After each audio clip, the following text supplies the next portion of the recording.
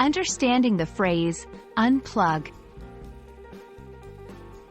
Hey there, language enthusiasts.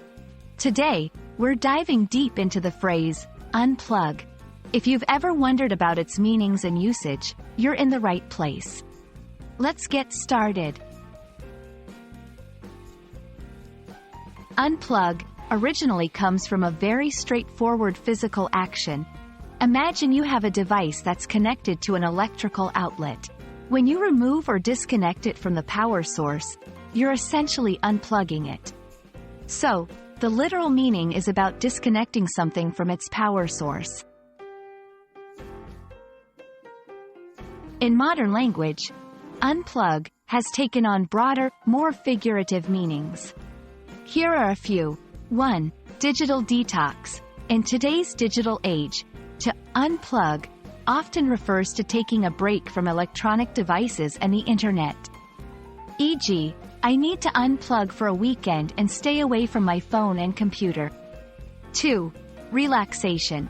Another way to interpret unplug is to relax or take a break from regular routines.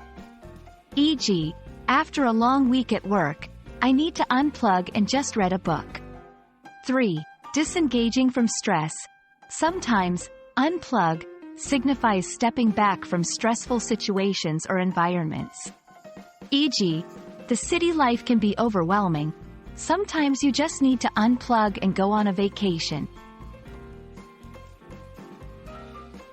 To ensure you've grasped the essence of unplug, here are some sentences to showcase its usage. 1. After working for 10 hours straight, Jane decided to unplug and take a walk in the park. 2.